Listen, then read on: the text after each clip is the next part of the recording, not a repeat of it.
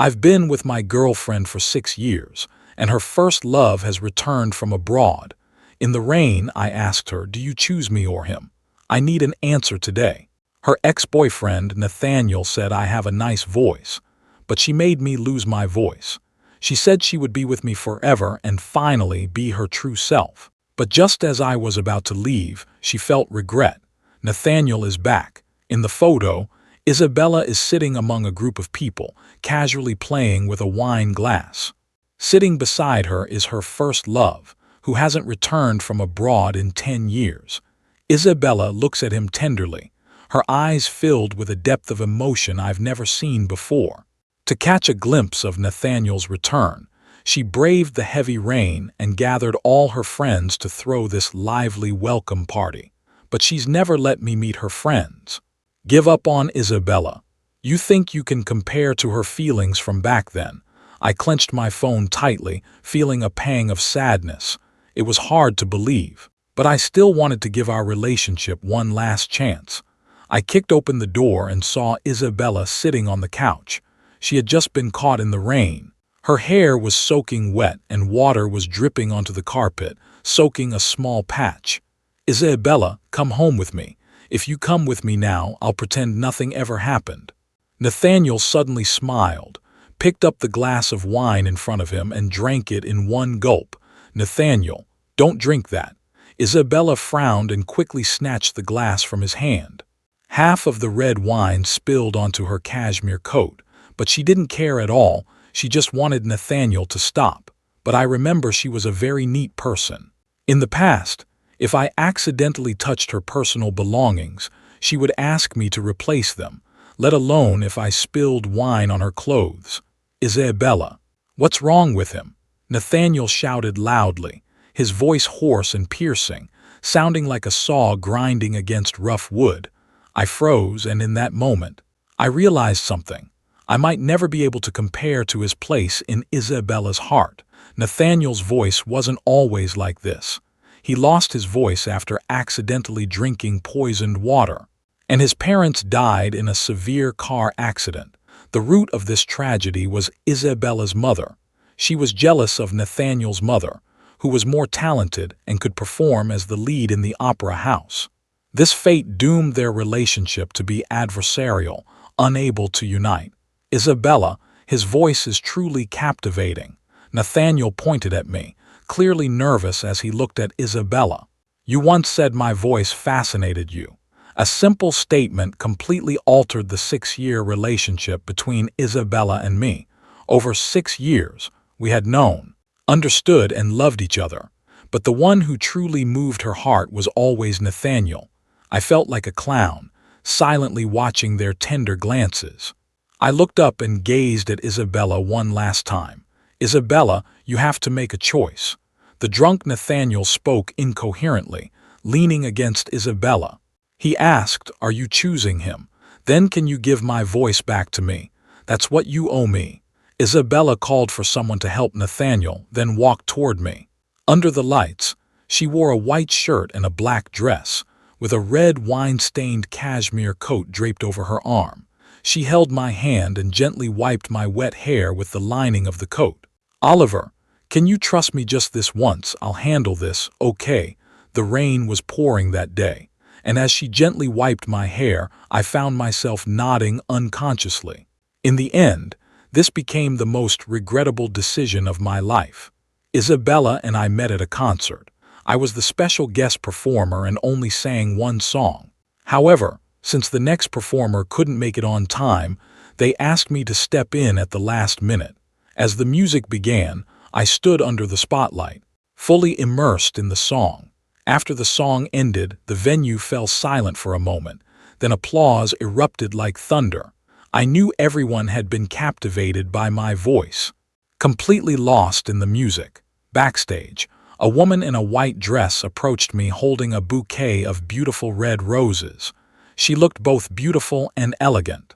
When our eyes met, I saw a pair of eyes filled with deep emotion and sadness. This was the first time I had ever seen Isabella. Later, I found out that it was exactly 3 years since Nathaniel had left. And also the day he was diagnosed with irreparable vocal cord damage. When I opened my eyes again, my throat felt sore and dry. I wanted to call out to Isabella, but no sound came out when I opened my mouth. I panicked immediately, fumbling around frantically. "Oliver, I'm here," Isabella said gently. Hearing her voice calmed me slightly, but I still gestured in the air, trying to let her know there was something wrong with my throat. Seeing her sad expression, I began to panic, and sweat broke out on my forehead. At that moment, I felt a dull pain in my head and wanted to rest against the headboard. But I heard Isabella say, "Oliver, please don't blame me, okay? I'll always be by your side." Her words confused me. I couldn't understand what she was saying. She continued, "Nathaniel and I are no longer together." Before I could respond, she hurriedly interrupted me, then hugged me tightly. "He liked your voice. I made your voice sound just like his. I don't owe him anything anymore. We can be together forever." Those words felt like I had been plunged into an ice cellar, leaving my entire body stiff and numb. What should have been a warm embrace now felt bitterly cold. I pushed her away forcefully, trying to clear my throat, but all that came out was a dry cough and a suffocating sensation. I frantically pounded my chest, desperate to make a sound, but the only response was endless despair. I opened my eyes wide, my lips trembling, as panic surged through me like a tidal wave. Finally, I collapsed onto the ground, feeling utterly helpless and on the brink of breaking down. "Why is this happening? Why are you doing this to me?" I screamed helplessly in my mind. Why do I have to bear the consequences of their conflict? I just want to sing. My teacher once said that my voice was very moving, and that I could completely draw others in just by looking at them. I was born with a connection to music. Music is everything to me. Yet now, I have lost my voice forever. Now, Nathaniel must feel at peace inside. What about me? For a singer, life has lost all meaning. I stood up and roared like a wild beast, clutching Isabella's arms tightly. "What right do you have to make decisions for me? How dare you do this?" That's my voice. My heart was filled with deep sorrow and anger. I could hear my breath coming in short gasps, my heart racing and tears streaming down my face. I wanted to take my phone to send her a message and confront her, but as I turned around, I accidentally knocked over the vase on the table. With a crash, the vase shattered. The vase broke into pieces, scattering everywhere. I decided to throw everything in the room that could be broken onto the ground. My voice, I can't sing anymore. I really can't sing anymore. I felt completely shattered. Tears kept flowing down my face. I grabbed my hair and all the pain, anger, and despair erupted in that moment. Isabella silently followed me, letting me vent without interfering, until I picked up the photo on the bedside table. She suddenly became agitated. "Oliver, don't break this, okay, I beg you." Her voice carried a hint of pleading. "That was the photo from our 1-year anniversary. Do you remember? That day, you had just finished your performance and were so excited that you dragged me along to sing with you, and it happened to be the first snowfall of the year. You gently kissed my forehead and said that if we could weather all the storms together, we would grow old together, hand in hand." I couldn't breathe. My mind went blank and I couldn't think straight. I clutched the photo tightly and threw it to the ground in anger. The glass frame shattered, shards scattering everywhere. I collapsed onto the floor, too weak to move, and eventually fainted, closing my eyes. All that remained in my heart was hatred for Isabella, yet her apologies echoed in my ears. "I'm sorry." In the hospital, when I received the cold, hard diagnosis, I finally understood everything. What I had lost was not just my voice. My life was being slowly consumed by the disease. The headaches that had caused me so much pain now sounded even more terrifying. It turned out that I had lost my ability to speak due to throat cancer. Stay positive and optimistic. Don't let your emotions fluctuate too much. It will only make things worse. Go and enjoy the time you have left. The doctor's words echoed endlessly in my mind. Isabella probably doesn't know the truth yet. I'm almost gone, really almost gone. I won't live past 2 months. She doesn't need to feel regret or guilt about the past anymore. Thinking of this, I suddenly felt that all the love and hatred were meaningless. Mr. Oliver, the time for your wedding song recording is almost here. When can you come over? Everything is ready. The staff at the recording studio spoke gently on the other end of the phone. I suddenly remembered that when I discussed the engagement with Isabella earlier, I suggested recording a duet as a keepsake. Sir and Madam, the car is ready for you. You may leave at any time, the housekeeper said politely. I didn't refuse and asked Isabella to come with me. I wanted to see how she would handle the situation. How could she record a song by herself? After all, I can't sing anymore. When I arrived at the recording studio, Mr. Oliver, your voice is so beautiful. I'm really looking forward to working with you. The recording studio staff praised me endlessly. I smiled slightly and pointed at Isabella. I wanted to see how she would handle this, but she simply told the staff to record her voice first and come back when my throat felt better. I smiled, thinking to myself, how could it possibly get better? It's already too late. Perhaps Isabella thought I had just lost my voice temporarily and would recover with treatment. But she didn't know I didn't have much time left. When Isabella entered the recording studio, I heard her voice, and my heart immediately calmed down. After all, this song was one I had spent many nights selecting, hoping to find the perfect melody to make our memories even more beautiful. Just then, a hoarse, piercing voice entered my ears, a voice I'll never forget in my life. It was Nathaniel. What a pity. You'll never be able to sing with Isabella again. I let him mock me in front of me. Nathaniel, aren't you the same as me? I took out my phone and started typing. At that moment, Nathaniel suddenly fell silent. Since she chose you and took away your voice, she owes me a life. You know that she was even willing to jump off the 5th floor for me, but was stopped by the awning on the 1st floor. No wonder I saw scratches on her arms and legs when I left. You're so heartbreaking. You know she loves me, yet you still live with a woman who doesn't love you at all. If I were you, I would have left quietly long ago. I listened quietly to his unpleasant voice, his words sharp and cutting, but I felt nothing. Or maybe it was my indifference that angered him. He suddenly shouted, "Why can you be happy while we have to be apart, Nathaniel?" I took a deep breath and continued typing. I was almost out of strength. Nathaniel, who had been angry moments ago, suddenly fell silent, his eyes filled with confusion and shock. I raised my head slightly, a wave of bitterness welling up in my heart. Once upon a time, I had always longed for my beloved Isabella to stand beside me in a white wedding dress. But this is your business. What does it have to do with me? I sighed helplessly, my voice hoarse as I touched my throat as if I had never spoken before. I had a performance today, an opportunity I had waited 3 months to get after auditioning. There was a hint of regret in my voice. Hearing this, Nathaniel immediately lost his earlier arrogance and began to cry. I didn't know why he was crying or for whom, but to me, it no longer mattered. I had already fallen into darkness and felt I could never regain the light I once had.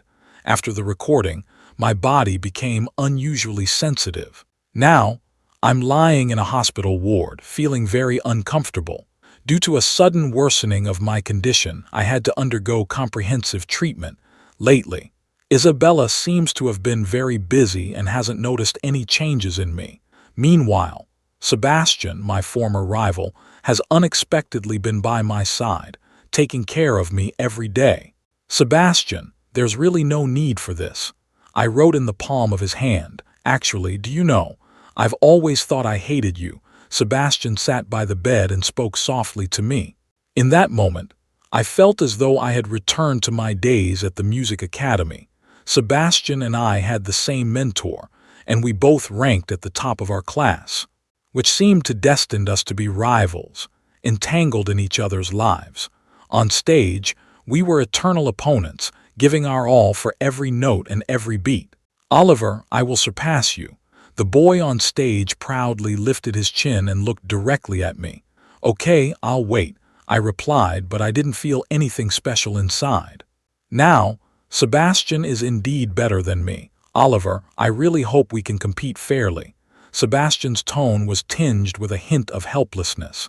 Instead of this situation now, I actually feel that it would be fine if you just stayed on stage forever, and I'd be happy to be your backup singer for the rest of my life. I rubbed my temples, the stabbing pain in my throat growing more intense with each throbbing, making me feel like my condition was worsening.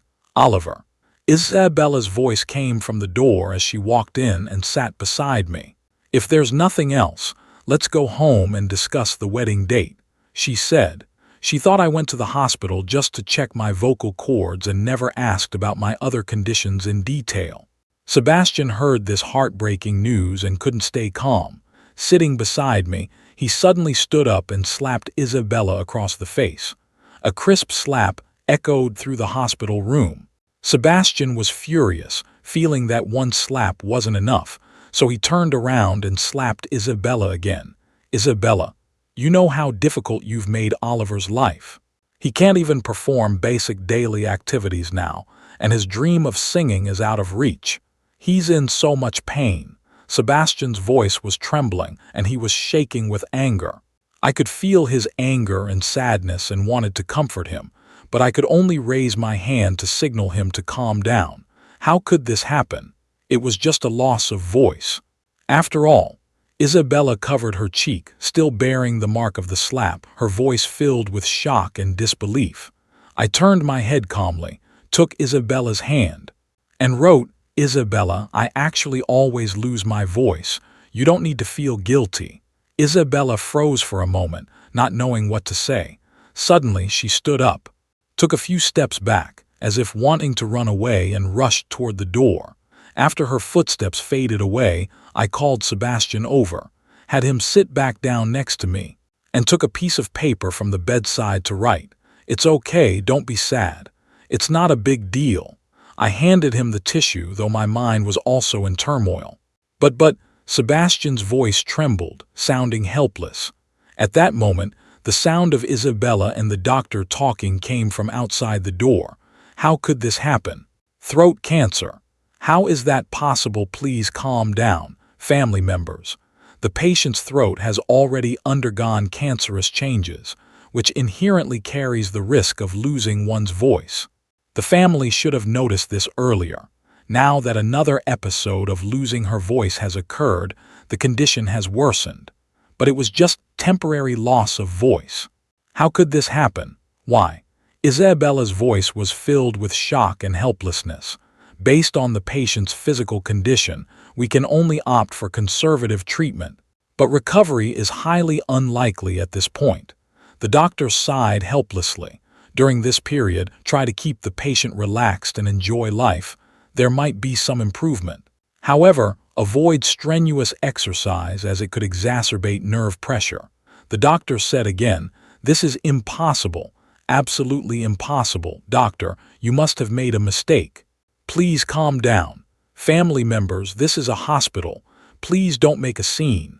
I sat on the hospital bed, the arguments outside echoing in my mind, the burning sensation in my throat growing more intense.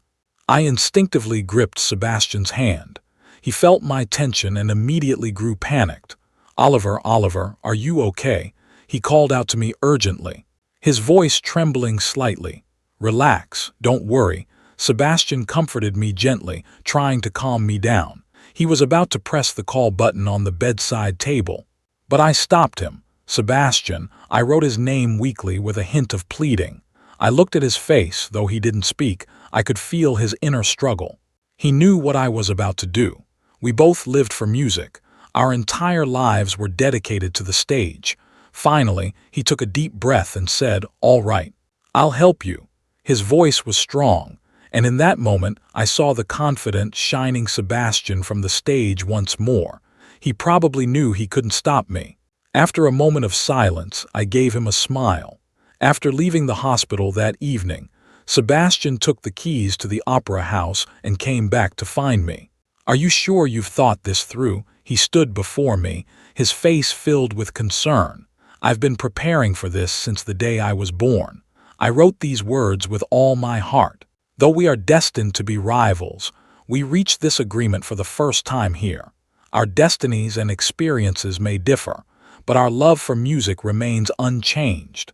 And it never will. Sebastian gently helped me into the wheelchair and carefully maneuvered around Isabella, striving to bring me back to the abandoned opera house where it all began. The stage was bathed in flickering lights, and it felt as though everything had been predestined. This was not just a farewell to the past, but a solemn memorial ceremony. The audience seats were empty, as the theater had already been moved. But to me, this theater will always be the most special stage. It was once the largest musical theater in our city and the place where I first performed. I gently touched the chair, which was covered in a thin layer of dust. Sebastian said, "Everything is ready. You can go on stage now." He held my hand and guided me step by step to the center of the stage. As soon as I arrived, countless memories flooded back. The first time I sang on stage was here, with the audience packed to capacity and applause filling the air. Now, all of that was gone. I stepped forward and stood where I had once sung. Sebastian was by my side, willing to sing backup with me to complete this special performance. Although I can no longer speak or sing, the moment I heard the music, I felt as though I had regained the sensation of singing on stage, and my body began to move naturally. My throat, damaged from vocal cord injury, couldn't produce any sound no matter how hard I tried. Suddenly, my throat ached intensely, as if something was controlling me. But my body kept moving to the music, and I couldn't control it. I could only hum the familiar melody over and over in my mind. "Oliver," Isabella suddenly shouted, her voice piercing my heart like needles. "Oliver, come down quickly. Let's go see a doctor. We'll be fine, don't worry." The music suddenly grew heavy, but I didn't want to stop. I saw Isabella trying to rush onto the stage. Coincidentally, the old, dilapidated chair fell and hit her leg, causing her right leg to fracture. But she didn't give up. She endured the pain and crawled toward me inch by inch. "Oliver, we still have so many things to do. It's all my fault. You hate me. I'm willing to use my voice to make it up to you. I'm willing to pay any price. Just don't leave me." She dragged her bleeding leg toward me, leaving a clear trail of blood on the stage steps. But none of that mattered to me. All I knew was that the music had to keep playing and the performance had to continue. I mimicked the mouth movements and expressions from memory. This time, unlike the first time, I only moved my lips without making a sound. A chair in the corner of the audience made a sound. Nathaniel had been watching there the whole time. I finally understood why Isabella had chosen me. I truly deserved to be chosen, but I had already lost the most important thing. My throat hurt terribly, and my entire body felt uncomfortable. The song was almost over and the music grew fainter. I existed for the stage and I should have ended there, not tormented by illness. I quietly pulled out the small knife hidden in my sleeve and ruthlessly slit my throat. Blood spilled across the stage like autumn leaves, blending seamlessly with it. This performance was actually my farewell to myself. I had planned it meticulously, hoping it would be glorious and beautiful. As I left, there were still 1 or 2 audience members sending me off.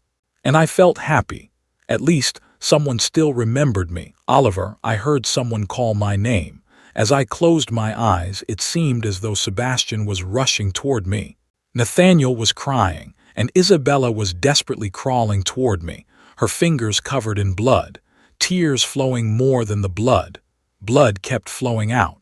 My throat filled with pain, and I let out my final sounds, coughing. In a daze, I seemed to see Isabella holding flowers and walking toward me.